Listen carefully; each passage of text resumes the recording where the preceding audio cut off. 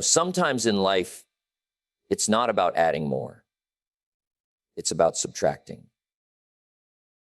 Most people wake up every day thinking, what do I need to do? What do I need to get? But the wise ones, they ask a different question. What do I need to let go of? See, success isn't always a process of accumulation. It's often a process of elimination. It's like gardening, you don't grow roses by buying more fertilizer. You grow roses by pulling out the weeds. Excuses, the language of the unsuccessful. You see, life is full of opportunity, full of doors waiting to be opened. But excuses are the locks we put on those doors ourselves. Every time we say, I can't, or I don't have time, or I'm not ready yet, what we're really saying is, I've chosen to stay the same. Excuses are comfortable. They protect us from the sting of failure, but they also protect us from the thrill of success. They give us permission to stay where we are, and the danger is they sound reasonable. They sound intelligent. They sound like good reasons. But all they are soft lies we tell ourselves to avoid doing what's hard. I learned early that if you argue for your limitations, you get to keep them. Some people have a story for every dream they gave up on. They'll tell you why the timing wasn't right, why the economy was bad, why they didn't have support. And you listen long enough, you realize the world didn't stop them. Their excuses did. The truth is, life doesn't care much for your reasons. It rewards results, effort, consistency. You can't talk your way into success. You've got to walk your way there. And walking means taking responsibility. Full, absolute, no excuse responsibility. Excuses come in different disguises. Some wear the mask of perfectionism. I'm just waiting until it's perfect. Others come dressed as humility. Oh, I'm not good enough yet. Some sound noble. I'm putting others first. But behind every excuse is fear. Fear of failing, fear of judgment, fear of being seen trying. The person who eliminates excuses eliminates fear's strongest weapon. Because once you stop explaining why you can't, your mind starts looking for how you can. The funny thing about excuses is that they grow stronger the more you repeat them. Say, I don't have time long enough, and soon your brain stops even looking for time. Say, I can't afford it long enough, and your creativity shuts down. The words you use shape your reality. When you say, I can't, your mind goes to sleep. When you say, how can I? Your mind wakes up. That's the difference between a dreamer and a doer. The dreamer protects their excuses. The doer destroys them with action. Some people wait for motivation before they move. But motivation doesn't come to those who wait. It comes to those who start. You don't feel like doing it. You do it anyway. That's discipline. Discipline is the muscle that grows every time you refuse to let an excuse win. The more you exercise it, the quieter your excuses become. Before long, you start to hear a new voice in your head. The voice that says, let's go anyway. That's the voice of growth. I've met people who are brilliant, talented, full of potential, but chained by excuses. They have all the knowledge, all the ability, yet they tell themselves the same story year after year. Next time I'll try. When things settle down, when I'm more prepared, you know what happens. The next time never comes. The perfect moment never arrives. And the graveyards are full of unfulfilled dreams, buried under layers of reasons that sounded convincing. The successful ones aren't the ones with fewer challenges. They're the ones who stopped making excuses for them. You don't need more time. You need fewer excuses. Because when you stop saying, I don't have time, you start realizing how much you waste. When you stop saying, I'm not ready, you discover that readiness is built in motion, not in waiting. When you stop saying, it's too late, you find out it was never too late, only too comfortable to stay still. Every excuse you drop adds a little more freedom to your life, a little more power, a little more momentum. And momentum is what turns small steps into unstoppable progress. If you want to eliminate excuses, start small. Catch yourself the next time you start to justify. Listen to your words. Instead of saying, I can't, say, I haven't learned how yet. Instead of saying, I don't have time, say, it's not my priority. That one will sting a little. But it's the truth that stings that sets you free. Excuses lose power in the face of truth. Be brutally honest with yourself, not to beat yourself down, but to build yourself up on a foundation that's real. Because once you strip away the excuses, all that's left is potential. The great ones in any field, business, sports, art, life. They all had reasons not to do it. They all had fears, limitations, circumstances. The difference is they refused to let those reasons define them. They said, yes, this is hard. Yes, I'm scared, but I'm doing it anyway. That's the secret. Not talent, not luck.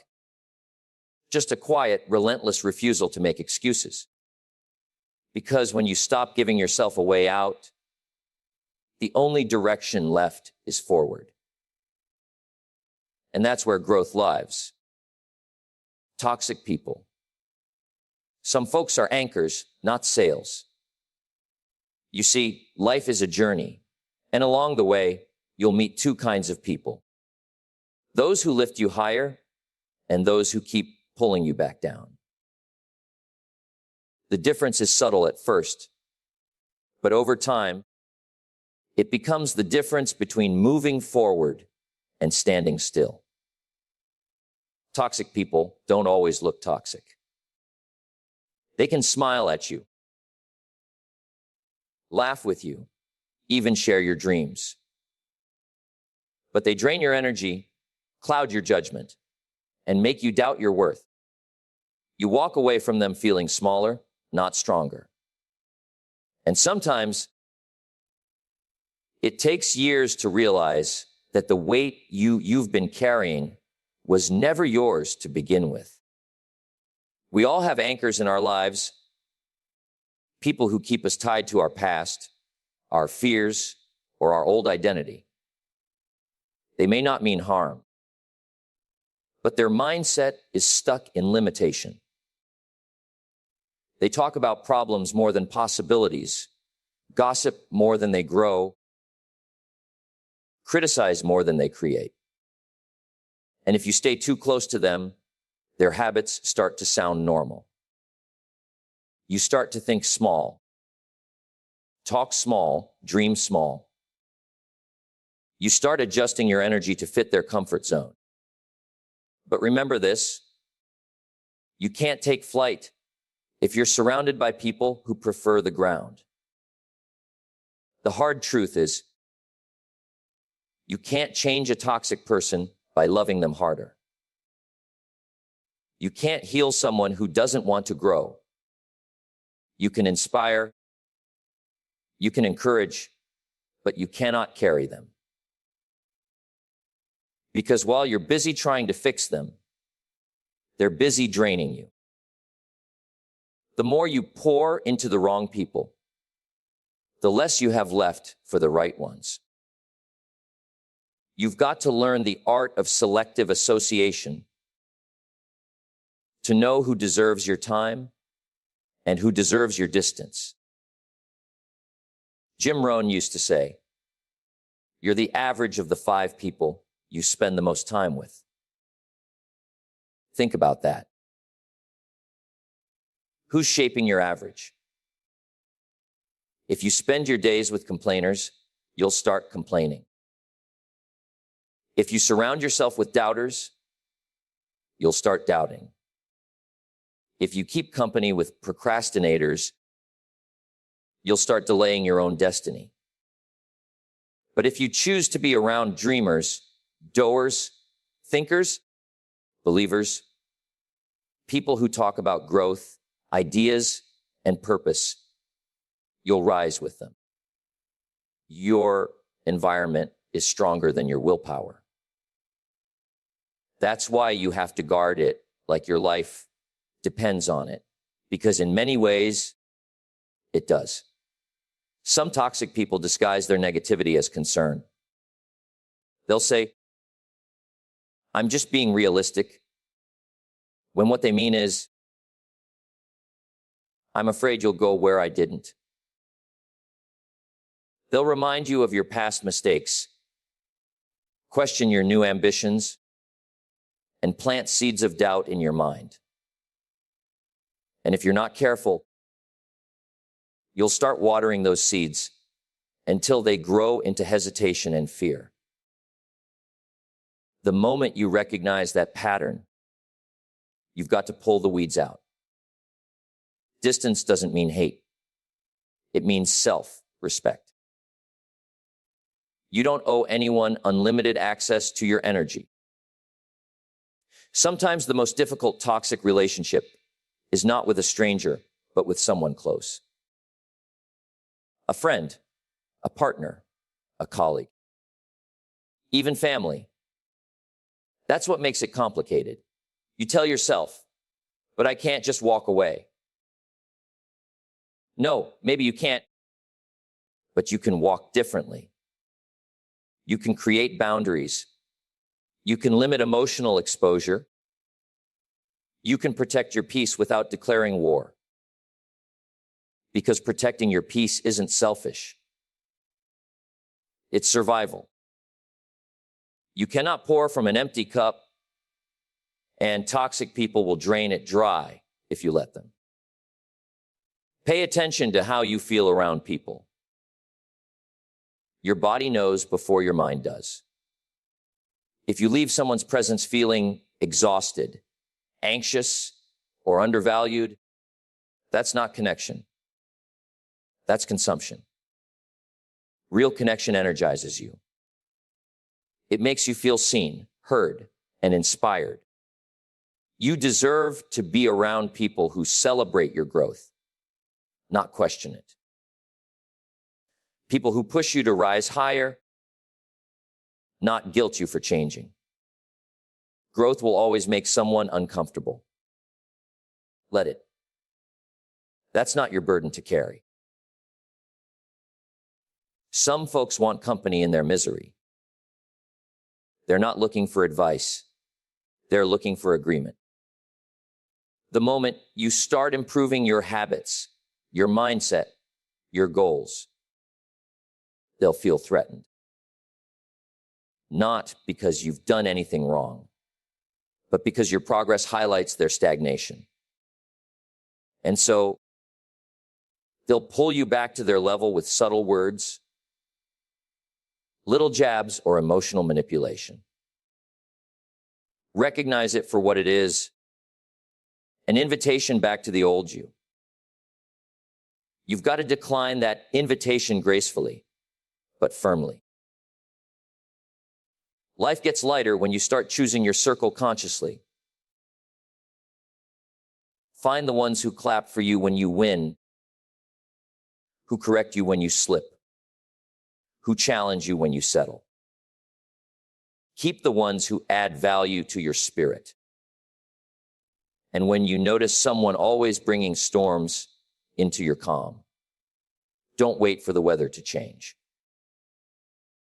Step out of the rain. The longer you entertain toxicity, the more it becomes normal. The day you decide you've had enough is the day your healing begins. Because sometimes letting go of one wrong person opens the door to 10 right ones. Negative self-talk. Your words shape your world.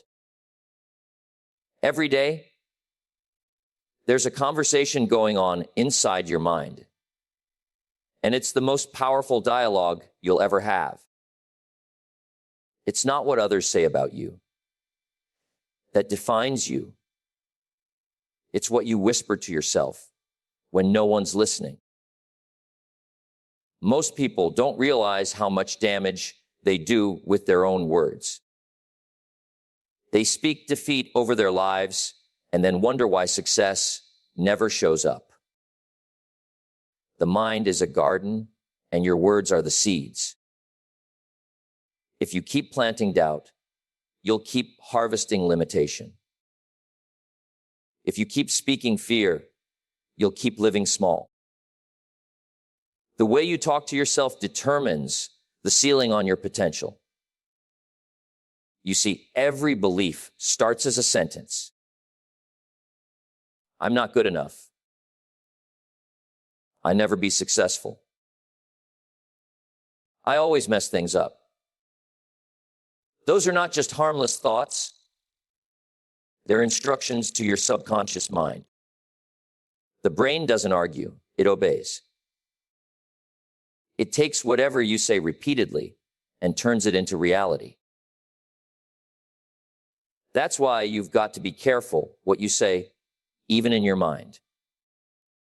You can't talk failure and expect victory. You can't speak lack and expect abundance. You can't call yourself unlucky and expect blessings to follow you. Life listens to the language you use. Your words are magnets, pulling circumstances that match their frequency. Negative self-talk often comes disguised as honesty. You say, I'm just being realistic. But being realistic doesn't mean being pessimistic. There's a fine line between acknowledging where you are and condemning where you'll stay. Realism becomes a trap when it stops you from imagining something better. The world will try to limit you. And if you're not careful, you'll start repeating its limits as your own. You've got to train your inner voice to work for you, not against you. You're the coach and the player, the speaker and the listener. The problem is, most people spend their lives being the critic of their own game. Think about the way you talk to someone you love. You encourage them.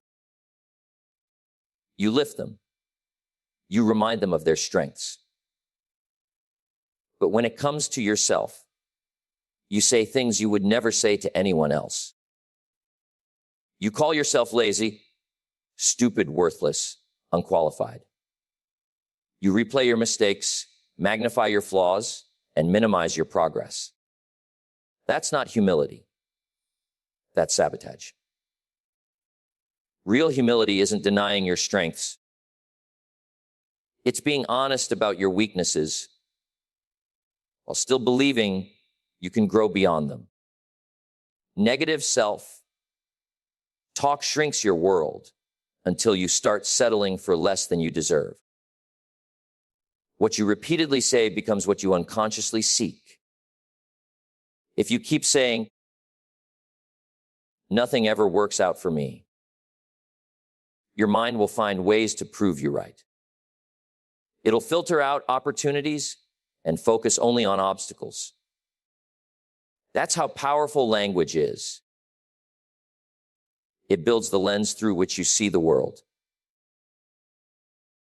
Change your words, and you change your perception. And once your perception changes, your results follow. It's not magic. It's mindset. You can't control every thought that passes through your mind, but you can control which ones you entertain. You can't stop the birds from flying overhead, but you can stop them from building a nest. The first step to eliminating negative self-talk is awareness. Most of the time, it happens so quietly that you don't even catch it. You think, "I'll never be able to do that." And before you know it, the thought feels like fact. Start listening to your own language. When you catch yourself speaking defeat, pause and reframe. Instead of, "I can't," say, instead of, "I always fail," say, "I'm improving." Instead of, "I'm not enough," say, "I'm growing into enough." The goal isn't blind positivity. It's constructive truth. Speak in a way that builds your future, not in a way that buries it. Negative self-talk often roots itself in comparison.